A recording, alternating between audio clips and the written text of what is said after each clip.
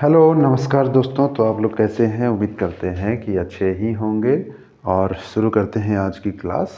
आज की क्लास में हम पॉलिटी के चैप्टर नंबर 5 को पढ़ेंगे, जो कि है यूनियन एंड इट्स टेरिटरी, है ना।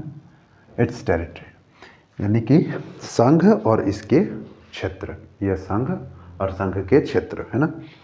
तो एक बात ध्यान रखना है कि संघ जो है हमारे पास, संघ क्या है? संघ हमारा देश जो है ना, मतलब पॉलिटी का जो फाउंडेशन होता है, जो स्ट्रक्चर होता है, जो बनने का तरीका होता है, उसके हिसाब से बोला जाता है कि वो यूनियन है, फेडरेशन है। अलग अलग तरह के कॉन्सेप्ट होते हैं। तो this is a kind of concept, ठीक है। तो भारत क्या है? एक संघ है। तो भारत संघ है। तो भारत और भारत के क्षेत्र, भारत और भारत के क्षेत्र हमारे कॉन्स्टिट्यूशन के ये आर्टिकल 1 से लेकर के 4, आर्टिकल 1 से 4 तक में दिया है, यानी कि 1 से 1 से 4 तक, है ना। अनुच्छेद 1 से 4 संविधान के, है ना। संविधान के भाग 1, संविधान के भाग 1 में आर्टिकल यानी अनुच्छेद 1 से 4 तक में संघ और उसके क्षेत्र के बारे में बताया गया है। तो संघ हमने जाना कि संघ क्या है। संघ जैसे कि एक तरह का, ये तो पहला कॉन्सेप्ट है ना। क्या है कॉन्सेप्ट? इस कॉन्सेप्ट के तहत जब एक एक मान लीजिए कि एक बड़ी सी इकाई है ना, उसको अलग अलग इकाइयों में बांटा जाता है प्रशासन की दृष्टि से, है ना। प्रशासन की दृष्टि से बांटा जाता है कि ये मान लो उत्तर प्रदेश, ये Ghaziabad, I am so sorry, Ghaziabad बोल रहा हूँ, ठीक। ये पंजाब, ये उत्तर प्रदेश, ये उत्तराखंड, फिर इधर आपका मध्य प्रदेश, झारखंड, बिहार इत्यादि इत्यादि, है ना। तो ये सब जो इकाई है, ये संघ की इकाइयाँ हैं, है ना। तो बाबा साहब भीमराव अम्बेडकर ने एक बात कहा था संघ के मामले में कि हमारा जो संघ है, यूनियन, वो ऐसा है जिसे तोड़ा नहीं जा सकता। क्या नहीं किया जा सकता? तोड़ा नहीं जा सकता। या फिर कोई इकाई जो कि राज्य है, वो नहीं कह सकता कि हम इस देश से अलग हो जाएंगे या इस संघ से अलग हो जाएंगे और अपना एक अलग वजूद यानी देश बनाएंगे या फिर स्वतंत्र राज्य बनाएंगे। ऐसा कोई नहीं कह सकता। मतलब तोड़ा नहीं जा सकता इसे, है ना। इसको बांटा गया है महज एक सुविधा की दृष्टि से। मैं मिसाल के तौर पर आप कहिए कि तमिलनाडु नहीं कह सकता कि हम एक अलग देश बनाएंगे और श्रीलंका के साथ मिल जाएंगे, ऐसा नहीं कह सकता। ये अधिकार उसके पास नहीं। लेकिन हाँ, अमेरिका, जहाँ दूसरी ओर देखें अगर अमेरिका, तो अमेरिका क्या है? वो भी संघ है, लेकिन इसके संघ में ना अंतर है। इसको फेडरेशन कहते हैं इंग्लिश में, और इसको यूनियन कहते हैं। इन दोनों में डिफरेंस ये है कि ये वाला जो फेडरेशन है, ये संघ जो है, इसमें अलग अलग 50 राज्य हैं। 50 राज्य में हर राज्य के पास अधिकार है कि वो अलग हो सकता है। क्या हो सकता है? अलग हो सकता है। अमेरिका से, अमेरिका एक राष्ट्र है, उससे ये अलग हो सकता है ये इकाई, और पूरी स्वतंत्रता और स्वच्छंदता के साथ कि हम एक अलग देश बनेंगे। क्यों? क्योंकि इस फेडरेशन का जो अर्थ होता है वो होता है कि एग्रीमेंट, है ना। एक क्या कहते हैं एग्रीमेंट को हिंदी में? एग्रीमेंट को कहते हैं सहमति, है ना। सहमति के माध्यम से ये संघ बनता है कि 50 मेंबर्स या 50 इकाई के लोगों ने कहा कि भाई हम सहमति देते हैं कि यूएसए जैसा एक फेडरेशन बनाया जाए, और वो फेडरेशन फिर बन के तैयार होता है ना। सबकी सहमति से बना है। ऐसा नहीं है कि इसको प्रशासन की दृष्टि से अलग बांटा गया है ना। मतलब देखा जाए तो भारत अपने आप में एक देश था पहले से, लेकिन ये अलग अलग इकाई मिल करके देश बने। तो सबको साथ लेके, जैसे एक कंपनी में 5 मेंबर हैं, 5 पार्टनर्स हैं, तो ये पार्टनर्स अलग कभी भी हो सकते हैं, चारों पार्टनर्स। लेकिन वहीं एक मान लीजिए कि एक आपके पिताजी हैं, ठीक है। उनके 6, 7, 8 बेटे हैं, ठीक है। अब उन्होंने कंपनी में कुछ कुछ काम संभाल रखा है। वो इसलिए ताकि प्रशासन अच्छे से हो, इसलिए नहीं कि ये जब मन करे तब भाग जाए कंपनी से। कंपनी क्योंकि ये मेन हेड ये है ना। तो इस तरह से संघ जो है इतना बोरिंग तरीके से समझा रहे हो यार। मैं तो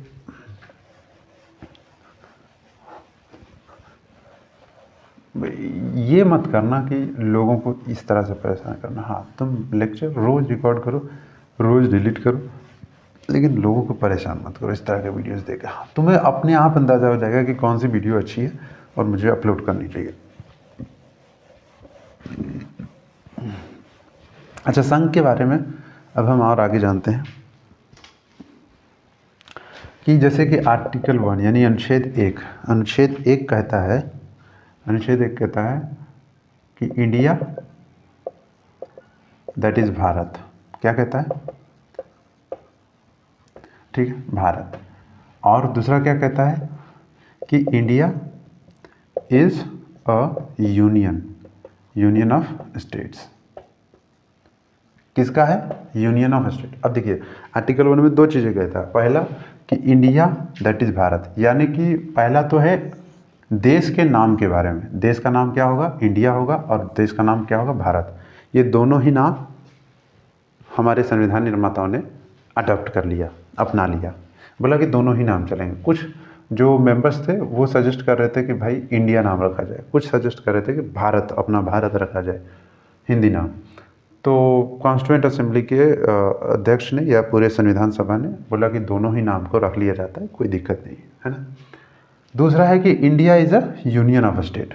इसमें खेल क्या है कि ये यूनियन ऑफ स्टेट होगा, राज्यों का संघ होगा। और इसमें अभी हमने बताया कि ये जो बांटा गया वो सुविधा की दृष्टि से बांटा गया, है ना, सुविधा की दृष्टि से, ना कि इंडिया अलग अलग छोटे छोटे इकाइयों को जोड़ के बना है, ऐसा नहीं, बल्कि एक बड़ी इकाई को छोटे छोटे इकाइयों में बांटा गया है। दोनों में अंतर है। जब हम बूंद बूंद बूंद बूंद मिला करके एक तालाब भरते हैं, और दूसरा जब हमारे पास पूरा घड़ा होता है और उसको बूंद बूंद बूंद बूंद बांटते हैं, दोनों में अंतर है। आई होप कि आपको अंतर समझ में आ जाए खुद से। ठीक है, तो India is union of state and India that is Bharat. तो आर्टिकल 1 ये कहता है। आर्टिकल 2 कहता है, इसने कहा कि यूनियन ऑफ स्टेट मतलब स्टेट्स होंगे, यहाँ स्टेट के नाम बताओ, स्टेट का एक्सटेंशन कहाँ तक है, ये भी हमारे शेड्यूल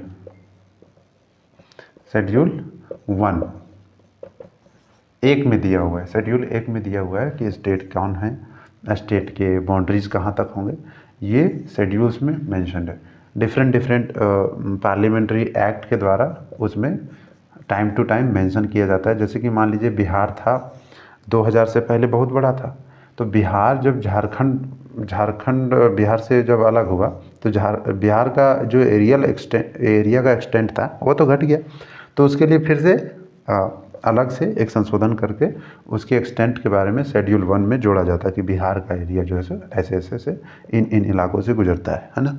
और बिहार जो है सो भारत में है, जो कि इस पर्टिकुलर नॉर्थ पॉइंट और साउथ पॉइंट के बीच में पड़ा। तो कहने का मतलब एक लोकेशन, एक मतलब लोकेट किया हुआ है शेड्यूल 1 में, है ना, सभी स्टेट्स को और इवन यूनियन टेरिटरीज़ को। एक चीज़ यहाँ समझने वाली बात जो है वो ये है कि भाई देखो, क्या कहते हैं इसको कहते हैं कि हमने क्या कहा कि एक तो India that is Bharat, union of state हमने कह दिया। एक चीज़ समझने लायक है वो है कि 3 चीज़ें हमने देखा। एक यूनियन हो गया, है ना, दूसरा हो गया यूनियन टेरिटरी, तीसरा हो गया any territory which could be acquired by Indian state. तो इसमें भूल रहे हैं ना, ये भूलना बहुत आम है क्योंकि तुमने तैयारी नहीं की है। तैयारी करते तो भूलने की कोई बात ही नहीं थी। और यकीन मानो ये बहुत ही प्रीशियस है अगर तुम करना जानते हो तो। और सच में बस एक फॉर्मेट डिज़ाइन करो कि हम रियली हर दिन बच्चों को पढ़ा रहे हैं। अब कैसे करेंगे, थोड़ा सा भी करके करेंगे, लेकिन करेंगे। वीडियो परफेक्ट बने, अपलोड हो, इस ख्याल से हम शायद कभी ना कर पाएँ, लेकिन सामने 5 बच्चे बैठे हैं यूपीएससी की तैयारी कर रहे हैं और मुझे उनको कराना है, ये सोच के हमेशा तैयारी हो गई, मतलब हमेशा ये प्रिपरेशन करते जाओगे। वो क्या था अब याद आ रहा है, टेरिटरी ऑफ इंडिया, है ना, टेरिटरी, भारत का क्षेत्र प्लस संघ। अब देखा जाए तो जो यूनियन जो है, अब देखिए यूनियन, यहाँ देखिए territory of India, territory of India में यूनियन आता है, यूटीज आते हैं और ऐसे क्षेत्र जो कभी भी भारत सरकार द्वारा अधिग्रहित किए जा सकते हैं, चाहे वो खरीद बिक्री हो, चाहे वो खरीद बिक्री के माध्यम से हो या फिर उसे आक्रमण करके कब्जे में कर लेना हो। तो 3 तरह के क्षेत्र आते हैं टेरिटरी ऑफ इंडिया में। अब ध्यान देने वाली बात यह है कि यूनियन ऑफ स्टेट जो है वो हमेशा छोटा होगा। क्या होगा? छोटा होगा। किससे? Territory of India. भारत का क्षेत्र हमेशा बड़ा होगा, क्योंकि भारत के क्षेत्र में ना सिर्फ यूनियन ऑफ स्टेट आता है बल्कि यूटीज भी आते हैं और Andaman what the hell, okay, और तो और ऐसे क्षेत्र भी आते हैं जिन्हें भारत द्वारा अधिग्रहित किया गया है या किया जा सकता है किसी भी समय पे, है ना। तो ऐसे क्षेत्र आते हैं। तो यूनियन ऑफ टेरिटरी ये हो गया आपका। अब आगे हम देखेंगे आर्टिकल 2। आर्टिकल 2 एक विशेष आर्टिकल है ना। आर्टिकल 2 एक विशेष आर्टिकल है।